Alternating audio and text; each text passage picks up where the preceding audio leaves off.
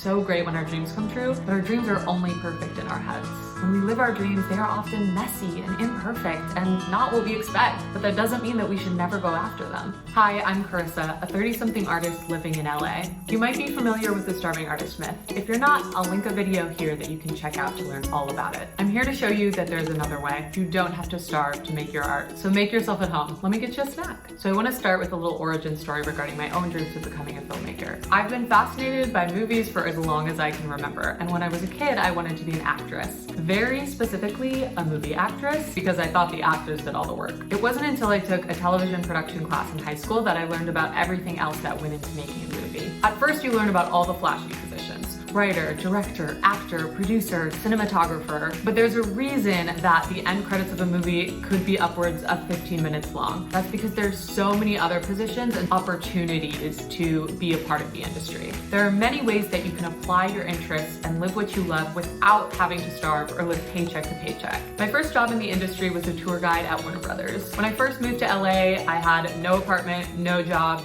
no plan. I essentially just packed up my car, drove across the country, and was like, I'll figure it out later. Luckily, I got my job at WB within 2 months of moving, and everything else eventually fell into place. I knew the starving artist life wasn't for me. I wanted stability so I could have the freedom to create on the side and not have to worry about paying my rent. But I still wanted a job that I enjoyed and contributed to my development as a filmmaker. So I applied to every tour department at every major studio in LA. I was an orientation leader in college, so I knew that I enjoyed sharing things with others that I'm passionate about. After working in tours for about 1.5 years, I got promoted to studio operations, where I was for about 7 years, working my way up the corporate ladder and coordinating production around the lot. During that time, I wrote, produced, and directed a short independent thriller called In Flames, which I will link in the description below. And I also wrote, produced, and starred in a web series called Unsociable, which I will also link here. In part, the reason I was able to make these projects was because I had a stable job that didn't burn me out, gave me peace of mind and a regular paycheck that essentially helped fund these projects on a low budget. This is something that you can do too,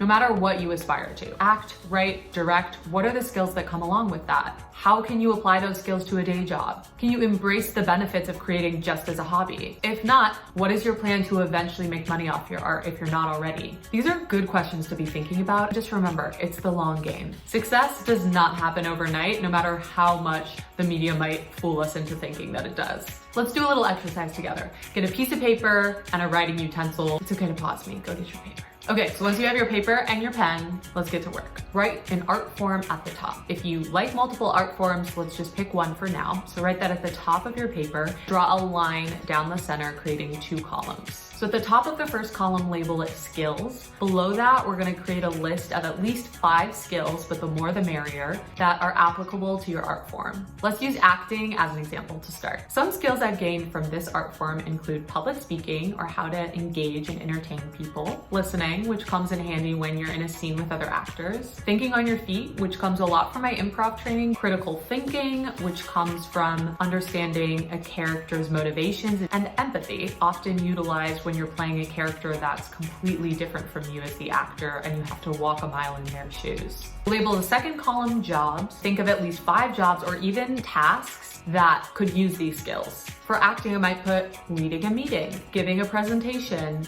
working on a team, being a therapist. You know, they listen a lot. Teaching, because you kind of are performing in front of your students. Even being a tour guide. This is to get you thinking about what jobs you might enjoy doing as a day job while you get your dreams off the ground. You might even find along the way that you're fulfilled in your day job and you can make a career out of that. You never know. But we want to be flexible, malleable, adaptable. So take this list, consider expanding on it in your own time. And when you're job hunting, you can look at this and compare what skills are they listing in the job description, and that can help you figure out what you might be a good fit for or what you might enjoy. But let's face it, we all read job descriptions and half the time the job is very different from what's in the description. At least it can give us a sense. You know, we can see. Hold on to your paper and your writing utensil because we're gonna do another exercise later. So when I first moved to LA, there were about 15 to 20 of my peers from college that moved around the same time. Within the first year, over half of them left. There are many reasons for this, but I think a common reason is people move to LA and they think that they can direct right away or write right away or even be a production assistant right away. And when that doesn't happen, they think that they have failed and they pack up, think that their dreams are dead, and they move somewhere else. I'm gonna go home for a while.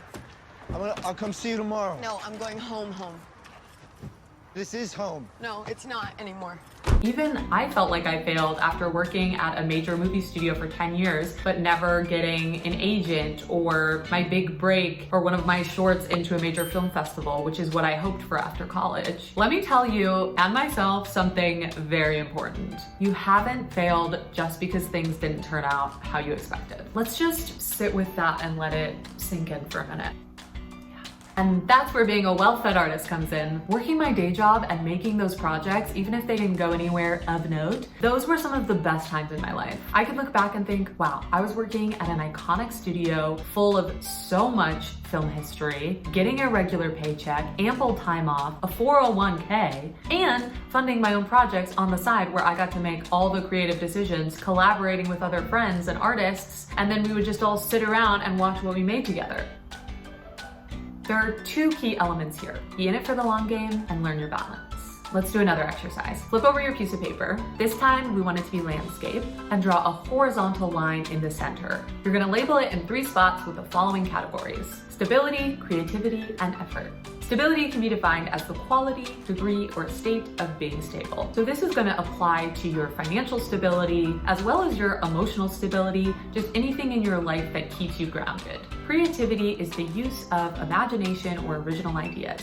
This can apply to a personal project or even at work when you're using critical thinking. Effort is a vigorous or determined attempt. In this context, effort applies to the amount that you're exerting to get things done efficiently. So low effort can mean high efficiency if it's something that you've done 1,000 times before. Now think of a time in your life where you've felt the most happy and the most fulfilled. If you haven't experienced this, imagine a scenario in which you have. Then, out of 100%, write the percentage that you need in each of these categories to feel fulfilled. If you don't know, or if you're an overthinker like me, then just write down the first number that pops into your mind for each category. For me, it's about 40-40-20. Sometimes effort can be higher for me if I'm learning something new, but it's always equal parts stability and creativity. Yours can and probably is totally different, and that's okay. Think of this as your sweet spot, your baseline, the zone of enlightenment. This is what we strive for. The reality is, life has a way of keeping us on our toes.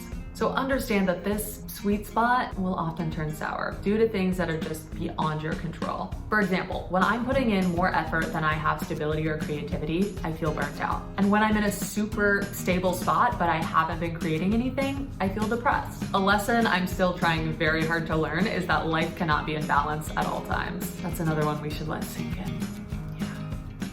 But recognizing when your life is out of balance and either A, what you can do about it, or B, accepting that you can't do anything about it, sometimes makes all the difference. It might help to put this on your wall, paste it to your bedroom mirror, fold it up, tuck it under your pillow, save it for later. If you're in a big transition period in your life, you can look back at this and reality check and be like, wow, my stability is at a 15%, my creativity is at a 5%, my effort is at a 70%, no wonder I feel like garbage. And then remind yourself, it's only temporary, feelings are not forever, life goes in and out of balance, and it's all gonna be okay. This is something I constantly have to work on and will until I die. It's just, we try. We live and we try, and we're all just trying. Another lesson I've had to learn is that it's so great when our dreams come true, but our dreams are only perfect in our heads. When we live our dreams, they are often messy and imperfect and not what we expect, but that doesn't mean that we should never go after them, because amongst the messy, there are moments of perfect balance. However fleeting those may be, it's like the saying, it's better to have loved and lost than to have never loved at all. I think the same can be said about dreaming. It's better to have dreamed and failed than to have never dreamed at all. So to my fellow dreamers out there, keep dreaming.